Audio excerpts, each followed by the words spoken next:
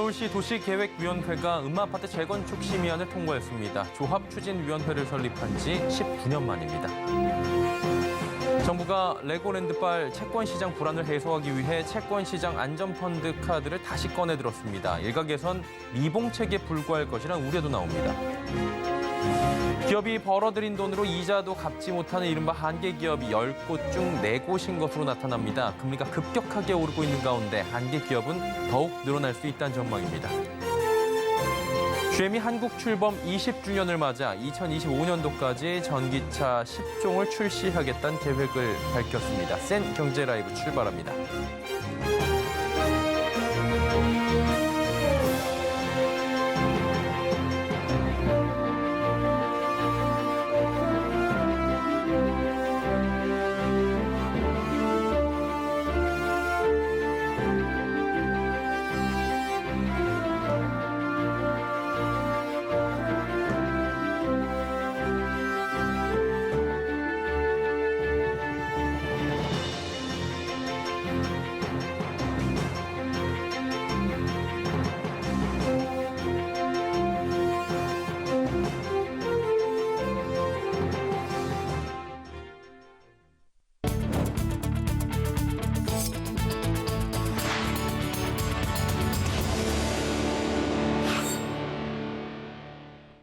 시청자 여러분 안녕하십니까? 센 경제라이브 서정덕입니다.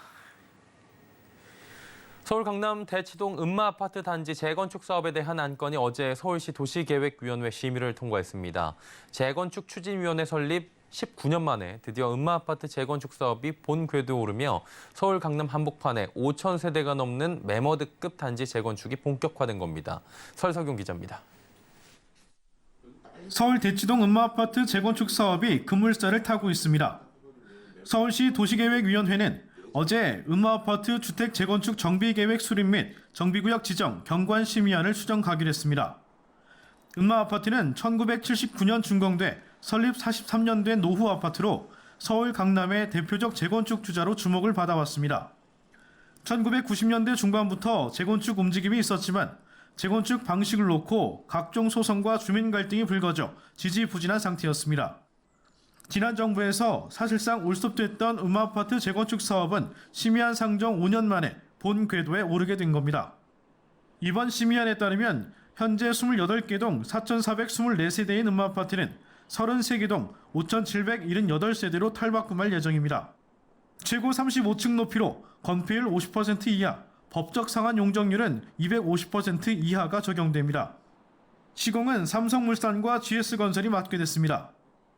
음마아파트 재건축 추진위는 조합원 동의를 서둘러 내년 상반기까지 조합 설립 인가를 받는다는 계획입니다.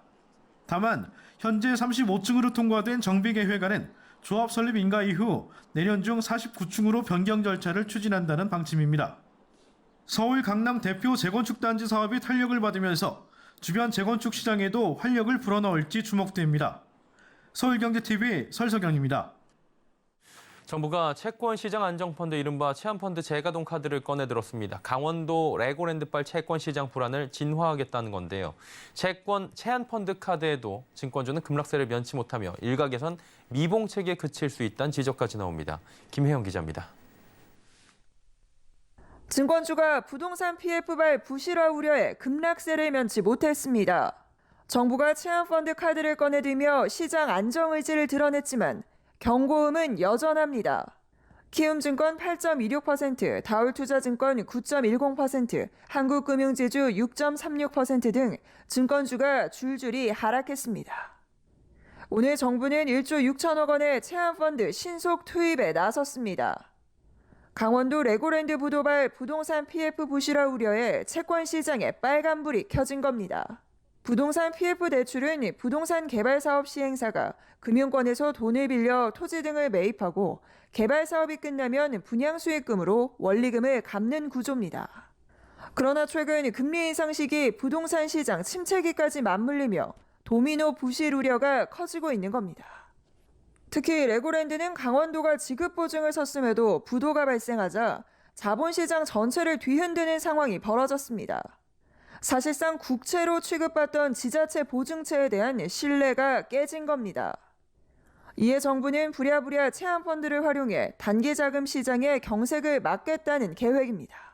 1조 6천억 원 투입에 이어 캐피털콜 방식의 최대 20조 원 규모의 추가 조달 방안도 고려하고 있습니다.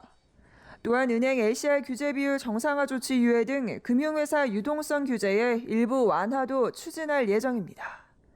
그러나 이번 조치가 금융 안전판 역할을 해낼 수 있을지는 미지수라는 지적도 나옵니다. 기존 시장 참여 기관의 캐피털콜 방식의 체험펀드 자금 조성은 자금을 이쪽 주머니에서 저쪽 주머니로 옮겨질 뿐 신규 자금 공급 효과는 제한적일 수 있다는 겁니다. 이에 추가로 한국은행의 환매 조건부 채권 매입 등 대책이 더 필요하다는 지적입니다. 이와 함께 한은의 저신용 등급 포함 회사채와 기업원 매입 기구인 기업 유동성 지원 기구도 재가동될 필요가 있다고 조언하고 있습니다. 서울경제TV 김혜영입니다. 기준금리 인상과 더불어 강원도 레고랜드 ABCP 미상환 사태까지 불어닥치자 리츠주에 대한 매력도가 급격하게 떨어지고 있습니다. 롯데리츠, 신한 알파리츠 등 인플레 대피처로 떠오르던 리츠주들이 연일 하락세를 기록하고 있는 건데요. 최민정 기자가 전해드립니다. 이딴 기준금리 인상과 레고랜드 사태 등 대내외적 악재 속에 리츠주가 부진한 흐름을 보이고 있습니다. 이번 달 들어 리츠 중 시총 1위인 롯데리츠는 20% 넘게 추락했습니다. 이 외에도 LH 오런리츠, SK리츠, 이지스 밸류리츠 등 리츠주들이 연일 신저가를 기록하며 하락 행진을 이어가고 있습니다. 리츠는 투자자들의 자금과 은행 대출을 활용해 부동산에 투자하고 임대료와 시세 차익으로 수익을 올리는 구조입니다. 올해 초에만 해도 배당 수익률이 높은 리츠가 인플레이션 대피처로 각광받았지만 지금은 부동산 경기 침체에 투자 매력도가 급격하게 떨어진 겁니다. 최근 강원도 레고랜드의 ABCP 상환 실패도 리츠에게 악재로 작용했습니다. 이번 사태로 부동산 거래에 필요한 대출 시장이 위축되고 대출 금리가 급등하고 있기 때문입니다. 대출 이자가 증가하면 장기적으로 리츠의 배당이 줄 것이라는 투자자들의 우려가 커진 겁니다. 이에 반해 일부 시중은행의 수신 상품 금리는 5%를 넘기면서 투자자들은 상대적으로 안전하면서 금리가 높은 은행 예금으로 눈을 돌리고 있습니다. 증권업계에선 현재 리츠주들이 전반적으로 과도하게 떨어져 있는 상태지만 반등이 온다고 확신할 순 없는 상황이라며 중장기적으로 지켜볼 필요가 있다고 설명합니다. 전체적인 한국 리츠가 가지고 있는 상품성에 비해 낙폭은 과대하다고 확실히 말씀을 드릴 수가 있는데 낙폭이 과하다고 해서 그게 바로 반등을 의미한다고 말씀드리지 못하는 게 악순환의 고리는 결국 외부 환경에서 바뀌어야 되는 상황이라. 서울경제TV 최민정입니다. 연이은 금리 인상과 달러 강세 등 여러 악재에 국내 증시가 내림세를 이어가자 인버스 상장지수 펀드에 베팅한 투자자들이 늘고 있습니다. 오늘 한국거래소에 따르면 최근 한 달 동안 가장 많은 거래량을 차지한 상품은 코스피 200 선물지수를 2배로 역추종하는 인버스 상품으로 약 11%가 상승했습니다. 코스닥 150 지수를 역추종하는 상품과 코스피 200 선물 지수를 역추종하는 상품도 상위권을 차지했고 모두 플러스 수익률을 기록했습니다. 반면 반등을 기대하며 국내 주가 지수를 2배로 추종하는 레버리지 상품은 10%대의 마이너스 수익률을 기록했습니다. 조준기 SK증권연구원은 상승 추세 전환이 확인되기 전까지 레버리지 ETF를 통한 투자는 단기 트레이딩 목적으로 투자할 때 더욱 효과적이라고 설명했습니다. 부진한 증시 흐름 속 공매도는 올해 최고치를 경신하는 등 하방 압력을 더하고 있는 요인입니다. 한국거래소의 공매도 과열 종목 지정제도 강화 발표에도 증시가 힘을 받긴 어렵다는 분석이 나오는데요. 성낙윤 기자가 전해드립니다. 공매도 과열 종목 지정제도가 강화되지만 짓눌려 있던 증시가 반등하기 힘들 수 있다는 평가가 나옵니다. 지난 19일 한국거래소는 강화된 공매도 과열 종목 지정 제도가 오는 24일부터 시행된다고 발표했습니다. 이에 따라 매도 과열 종목 지정은 약 14% 늘고 과열 종목 지정 일수는 15%가량 증가할 것으로 전망됩니다. 고공행진 중인 공매도 비율을 낮추기 위한 조치로 풀이됩니다. 지난주 시장에서는 미중 무역전쟁 시기와 코로나19 사태 초기 이후 가장 높은 수준의 공매도가 이루어졌습니다. 유진투자증권에 따르면 코스피 200 종목의 공매도 비율은 지난 13일 기준 약 11%로 올해 최고치를 기록했습니다. 한국거래소는 이번 발표와 함께 공매도로 인한 종목별 변동성이 제도 개선을 통해 완화될 것으로 기대한다고 설명했습니다. 하지만 당국의 조치가 효과적으로 작용할지 여부는 불투명하다는 평가입니다. 일단은 처음 시행하는 조치에 대한 측면에서 좀 지켜볼 필요는 있을 것 같고요. 상황을 좀 판단한 다음에 시장 안정화에 기여하는지 여부를 통해서 추가 조치가 나와야 될 걸로 판단됩니다. 강송철 유진투자증권 연구원 또한 추가적인 시장 하락 시 코로나 당시처럼 한시적인 공매도 금지 조치가 다시 시행될 가능성도 배제할 수 없다며 이런 경우에도 공매도가 많은 대형주들의 주가가 깜짝 반등은 가능하겠지만 추세적으로 반등할 수 있을지에 대해서는 회의적이라고 진단했습니다. 한편 공매도 과열 종목 지정제 강화보다는 거시경제적 환경에 변화가 생겨 외국인들의 자금이 유입됐을 때 증시의 반등을 기대할 수 있다는 분석도 나옵니다. 당장에 그런 공매도를 못하게 하는 조치들이 시장에 큰 영향이 있을 거라고 생각하진 않습니다. 시장이 제대로 반등하려고 하면 당연히 매크로단에 어떤 외국인 수급이 들어올 수 있는 변화가 있어야 되겠죠. 서울경제TV 성날균입니다.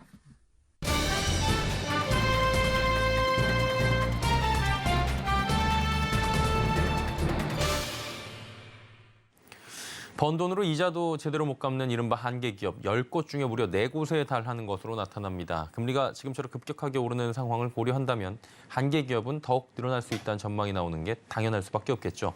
이 부실 기업이 늘어날수록 경제적인 부담도 커질 수밖에 없는 거고요. 자, 그래서 오늘은 한계 기업의 현황 또 향후 금리 상승 가능성에 대비해 방안들은 어떻게 되는지 금융부의 김미현 기자와 짚어보도록 하겠습니다. 어서 오세요. 안녕하세요. 예. 코로나 사태도 있었고 기업들의 경제가 참 계속해서 어려운 것 같습니다. 이른바 한계 기업 상황은 지금 어떤 겁니까? 네, 우선 한계 기업을 간략히 설명해 드리면요. 기업이 한 해 동안 번 돈으로 대출 이자도 내지 못하는 상태가 3년 동안 지속하면 한계 기업으로 분류됩니다. 간신히 숨만 붙어 있는 상태라고 해서 이른바 좀비 기업으로도 불리는데요. 한국은행이 어제 공개한 지난해 기업 경영 분석 통계를 보면요. 지난해 12월 기준으로 이자 보상 비율이 100% 미만인 한계 기업 비중은 40.5%에 달합니다. 이는 통계 집계상 역대 두 번째 기록인데요. 즉 국내 10개 기업 중 4개는 지난 한 해 동안 벌어들인 영업이익이 이자 비용보다 적었다는 겁니다. 이 수치는 지난해 40.9%보다는 좀 낮은 수치이긴 하지만 2019년 이후 계속 상승세를 보이고 있다는 점이 문제입니다. 특히 이 같은 한계 기업 중에는 0% 미만, 사실상 시장 퇴출 대상 기업도 34.5%나 됩니다. 이 좀비 기업은 늘어난 반면 같은 시기에 이자 보상 비율이 500%를 넘어선 우량 기업 비중은 커졌습니다. 500% 이상 기업은 2020년 37.4%에서 지난해 38.2%로 소폭 올랐습니다. 같은 기간 이른바 관심 대상군인 100에서 300% 기업은 14.7%에서 14.2%로 줄었고 우량군인 300에서 500% 미만은 7.0%에서 7.1%로 소폭 올랐습니다. 이런 집계로 본다면 우량 기업과 좀비 기업 간의 이익 격차는 더 벌어지고 있어서 기업 양극화는 더 심화될 것으로 보입니다. 예, 이른바 부익부, 빈익빈, 기업의 양극화 이렇게 표현이 될 것 같은데 계속해서 이런 한계 기업 상황이 안 좋은 이유가 있을 텐데 어디서 찾을 수 있나요? 네, 한마디로 말하면 이제 돈은 빌리는 건 많아졌는데 네. 수익성이 낮아진 건데요. 이 코로나19 이후 금리 인하와 원리금 상환 유예 등 정부가 안정화 조치를 취하면서 기업들이 돈을 빌리는 여건은 완화됐습니다. 반면에 팬데믹 여파로 인한 수익성은 계속 낮아진 것이 주된 요인인데요. 또 부실 기업에 대한 과보호도 주요 영향으로 꼽힙니다. 이 부분은 전문가 얘기 직접 들어보시겠습니다. 우리나라에서 좀 문제들이 많은 기업들, 퇴출하지 않도록 되게 많은 지원을 해주는 경우도 있고 한계 기업들을 너무 도와주면은 생산성이 높은 기업들, 새로 생기는 기업들한테 가는 자본이 부족할 수가 있기 때문에 전체 생산성 그리고 경제 성장률이 좀 느려지는 가능성이 큽니다. 자, 상황이 이렇다면 당연히 올해 상황도 썩 좋지 않을 것 같은데 상황 어떻습니까? 네, 올해도 상황은 좋지 않을 것으로 보입니다. 금리 인상이 가팔라지면서 기업들의 이자 부담이 더 커지고 있기 때문인데요. 한국은행도 지난달 금융안정 상황 보고서를 통해서 올해 한계 기업 비중은 더 늘어나고 이들의 부실 위험도 더 커질 것이라고 예상했습니다. 또 우크라이나 전쟁과 고유가 등의 영향으로 올해 급격한 인플레이션이 시작된 것도 큰 문제입니다. 인플레이션은 장기화될 거란 예측이 많은데요. 이렇게 되면 기업들은 생산 원가 부담이 높아지고 여기에다 소비 둔화, 재고 증가, 인건비 상승 같은 악화된 경영 환경에 노출될 가능성이 높습니다. 수익성은 당연히 떨어질 수밖에 없는 거고요. 이 급격한 금리 상승과 인플레이션 지속이라는 외부 충격 때문에 한계 기업이 단기간에 급격하게 더 증가할 수 있다는 전망들이 계속 나오고 있습니다. 이게 결국에는 금융권에서도 심각하게 받아들일 수밖에 없을 텐데 대응 방안은 있는 겁니까? 네, 이런 심각성 때문에 대응을 세워야 한다는 목소리가 되게 높습니다. 한계 기업이 이자 부담을 못 견뎌서 결국 무너질 경우에는 관련 부실이 상대적으로 자본이 취약한 비은행권을 중심으로 금융 시스템 전체까지 번질 수 있기 때문인데요. 그래서 금융권에서도 기업들의 대출 상환 능력을 더 세밀하고 수시로 점검해서 리스크 관리를 더 강화해야 한다는 조언이 나오고 있습니다. 한은은 지난달 금융안정 상황 보고서에서 정상화 가능성이 낮은 한계 기업은 과도한 자금이 공급되지 않도록 기업 여신 심사를 강화하고 비은행 금융기관에도 충당금 추가 적립 등의 관리 감독을 강화해야 한다고 강조했습니다. 또 한계 기업에 대한 구조조정을 통해 정확한 옥석 가리기가 중요하다는 의견도 나오고 있는데요. 이 부분도 전문가 얘기 들어보시겠습니다.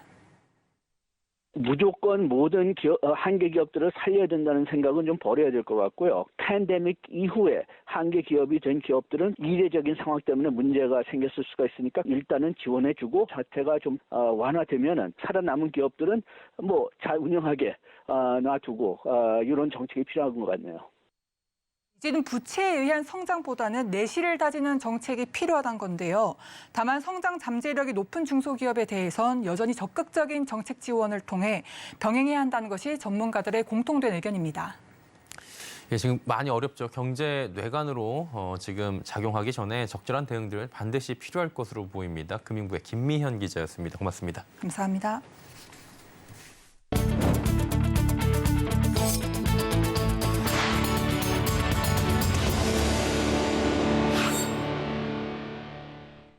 제너럴 모터스가 한국 출범 20주년을 맞이했습니다. 내년에 한국 내 자동차 생산량을 올해 2배인 50만 대 수준까지 끌어올리고 2025년도까지 전기차 10종을 출시하겠다는 계획을 밝혔습니다. 장민선 기자입니다.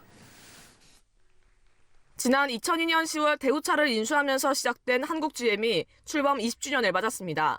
GM은 어제 경남 창원공장에서 기념식을 열고 지난 20년간의 주요 성과 공유와 함께 향후 GM의 한국 비즈니스 전략을 밝혔습니다. 먼저 그동안의 성과에 대해 GM이 한국 사업을 시작한 2002년 이후 총 9조 원을 투자해 20년 동안 약 2,600만 대의 차량을 생산했다고 설명했습니다. 140여 개국에 2,400만 대를 수출하고 약 12,000명의 임직원을 고용해 국내 자동차 산업 생태계 발전에 기여했다고 강조했습니다. 향후 GM의 한국 내 성장 비즈니스 전략에 대해서는 내년 연간 50만 대 규모로 생산 역량을 확대하겠다고 밝혔습니다. 지난해 생산량 22만 3,623대의 2배 수준으로 확대해 차세대 글로벌 신차를 적시에 전 세계 시장에 공급하겠다는 겁니다. Products that are coming very soon will reinforce the image of an authentic American brand, leveraging our 100-year success in automotive, but also our all EV transformation. General Motors has been committed to Korea market and will continue this journey in the coming years. Listen to me. We will continue this journey in the coming years. 또 멀티 브랜드 전략으로 포트폴리오 확대를 통한 내수 판매를 강화하고 2025년까지 10종의 전기차를 국내에 출시하겠다는 계획도 내놨습니다. 한편 이날 한국 GM은 지난 3월 9천억 원의 대규모 투자가 완료된 최신 창원 공장을 공개했습니다. 특히 창원 공장의 경우 모든 공정에 GM의 최신 글로벌 표준 기술과 자동화 설비를 적용해 세계적 수준의 GM 생산 기지로 탈바꿈하겠다는 계획입니다. 내년도 흑자 전환을 예상하며 자신감을 내비친 한국 GM이 새로운 역사를 이어갈지 관심이 모아지고 있습니다. 서울경제TV 장민선입니다. 중소기업들이 고금리와 고물가, 또 고환율 등 이른바 삼중고로 힘든 시간을 보내고 있습니다. 이 같은 복합 위기를 극복하고 민생경제를 회복하기 위한 방안을 함께 논의하는 자리가 열렸다고 하는데요. 김수빈 기자입니다. 중소기업 중앙회 조사에 따르면 우리 중소기업 65%가 최근 경제 상황을 위기로 인식하고 있으며 10곳 중 9곳은 현 위기가 최소 1년 이상 갈 것이라고 내다봤습니다. 이 같은 상황에 오늘 여의도 중기중앙회에선 국민의힘 의원들과 중소기업의 현안 과제를 짚고 경제 재도약을 위한 방안을 고민하는 시간을 가졌습니다. 지금 우리 경제는 대내외적인 복합 위기 상황에 놓여 있습니다. 정부와 국회 그리고 민간기업이 한마음으로 뛸 때 비로소 어려운 고비를 넘을 수 있다고 생각합니다. 가장 먼저 처리돼야 할 과제로 납품단가 연동제가 꼽혔습니다. 납품단가 연동제는 원자재값 상승분을 납품단가에 반영하는 것으로 14년간 중소기업의 수건과제로 남은 채 국회 통과만을 남겨두고 있습니다. 여야가 민생 1호 법안으로 합의한 만큼 정쟁의 대상이 되어서는 안 된다고 생각합니다. 이번 정기국회에서 꼭 통과될 수 있게 힘써 주시기를 당부드립니다. 다음으로 기업승계 세법 개정안이 조속히 처리돼야 한다는 의견이 나왔습니다. 올해 정부가 사전증여와 사후공제 모두 1,000억 원까지 한도를 확대하고 상속세 납부를 유예하는 개정안을 발표했지만 아직 국회에 계류된 상황입니다. 이 밖에도 비상장 벤처기업 복수 의결권 도입, 노동정책 대전환 등 중소기업 주요 현안 및 입법과제 총 16건이 논의됐습니다. 중소기업계는 지금의 복합위기를 극복하기 위해 주요 법안들이 조속히 통과돼야 한다고 입을 모았습니다. 서울경제TV 김수빈입니다. 업사이클링과 폐플라스틱 등 이 친환경 소재로 만든 제품들이 많아지는 추세인데요. 서울디자인재단에서 친환경 제품 같은 K-디자인 트렌드를 알리는 전시를 열었다고 합니다. 서지윤 기자입니다. 신재생 소재로 만든 옷들이 한 곳에 전시돼 있습니다. 전시를 보러 온 시민들은 발걸음을 멈추고 진열된 옷들을 구경합니다. 2022년 서울 디자인 현장. 서울디자인재단은 오늘 동대문 디자인 플라자에서 서울디자인 2022 개막식을 열었습니다. 서울디자인은 DDP에서 열리는 디자인 축제로 K-디자인 트렌드를 살펴볼 수 있습니다. 이번 축제는 코로나 이후 다시 돌아온 일상을 기념하는 의미를 담았습니다. 그래서 올해 주제는 특히 뷰티풀 라이프인데 코로나 이후에 우리가 다시 찾은 소중한 일상을 어떻게 아름답게 살아갈 수 있을지를 여기 오셔서 해법을 찾아보시면 좋을 것 같습니다. DDP 아트홀에서는 주제전, 기업 브랜드관, DDP 디자인 페어 등 최신 트렌드 디자인을 한눈에 볼 수 있는 전시가 열렸습니다. 폐기된 텐트로 조성한 전시 공간에서는 버려진 옷이나 물품을 해체해 다시 디자인하는 업사이클링 기법으로 만든 옷이 전시돼 있습니다. 지속 가능한 소재로 만든 제품들을 구매할 수도 있습니다. 버려지는 플라스틱을 분해해 만든 펜 홀더나 텀블러 등이 진열돼 있습니다. 소상공인과 디자이너들이 콜라보한 제품이 전시된 공간도 마련됐습니다. 서울디자인재단이 이들의 매칭을 도와 소상공인과 디자이너가 상생하는 기회를 제공한 것입니다. 서울디자인재단은 서울 도심 곳곳에서 이 같은 자리를 더 만들어 K-디자인 트렌드를 알리는 데 힘쓸 예정입니다. 서울경제TV 서진입니다. 생경제라이브 저희가 준비한 소식은 여기까지입니다. 편안한 저녁 시간 보내시기 바랍니다. 고맙습니다.